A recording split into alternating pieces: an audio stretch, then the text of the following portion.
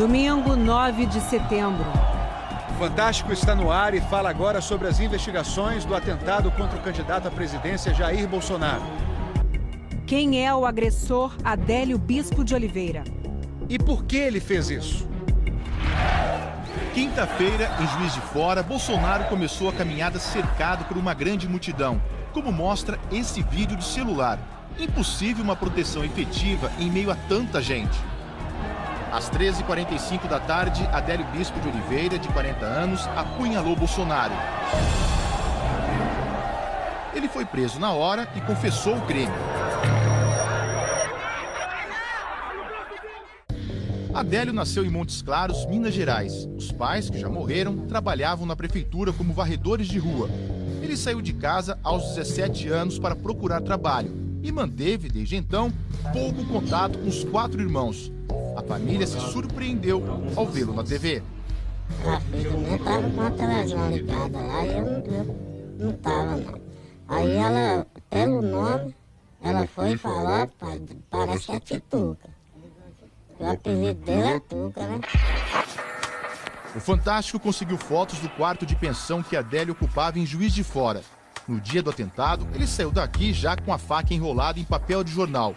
Quem tirou a foto foi o militar reformado João Rosa. Você chegou a ver a faca embrulhada, então? Cheguei a ver, quem tá do meu lado, eu bati a foto, olhei, eu vi aquilo ali. O único de blusa, tava de blusa no meio da multidão, blusa preta, entendeu? Todo mundo no calor que tava, como é o cara não tumulto aqui de blusa. Aí isso chamou atenção, então? Me chamou um pouco a atenção, ainda olhei o bolso dele, ainda vi aquele movimento ali, entendeu? Vi um jornal ali, mas não tava muito bem embrulhado, tava muito bem dissimulado ali. Aí não deu pra identificar a situação. Aqui, Adélio aparece ainda distante do candidato. As imagens seguintes mostram como ele foi se aproximando de Bolsonaro.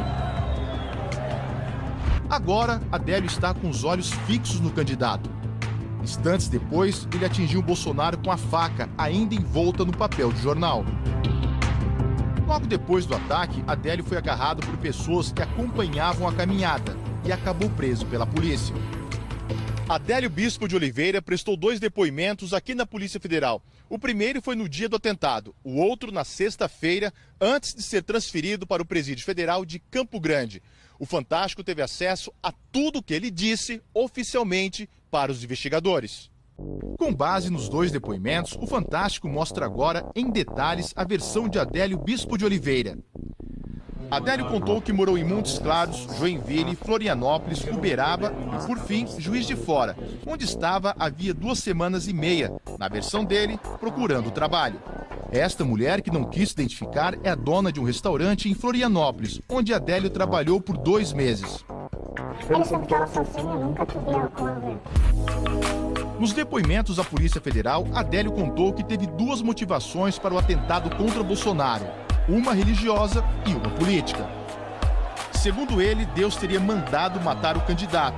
Adélio disse que tentou matar Bolsonaro porque, sendo de esquerda, discordava do que acredita serem ideias de Bolsonaro contra homossexuais, negros, pobres e índios.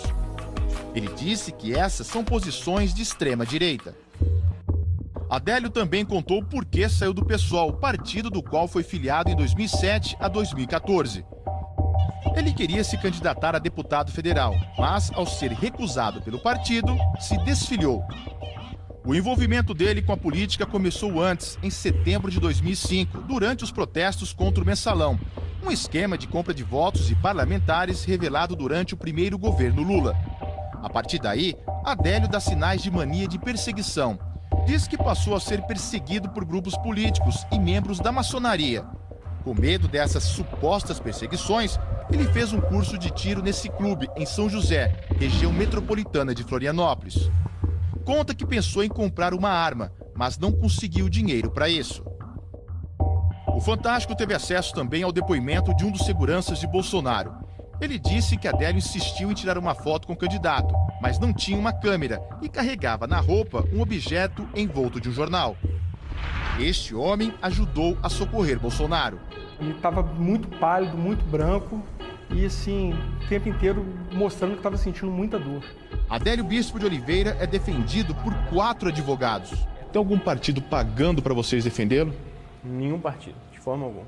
A Polícia Federal chegou a dizer que estaria investigando outras 2 pessoas. No depoimento ele deixa claro que agiu sozinho. Ele sempre deixa claro que agiu sozinho, desde o início. Ele premeditou o crime?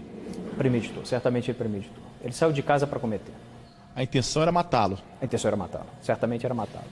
O outro advogado de Adélio é Zanoni Manuel de Oliveira Júnior, que já participou de casos de grande repercussão, como o do goleiro Bruno e da missionária Dorothy Stang, morta no Pará em 2005, por causa da sua luta contra o desmatamento. Alguma igreja pagou o senhor para fazer esse trabalho? Não. Somente essa pessoa.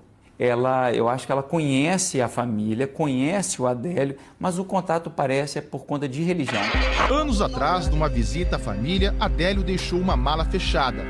Dentro, apenas algumas roupas e uma Bíblia, como conta uma sobrinha dele. Uma coisa que eu fazia, que eu ficava o tempo todo lendo a Bíblia. Eu gostava do estudo da Bíblia.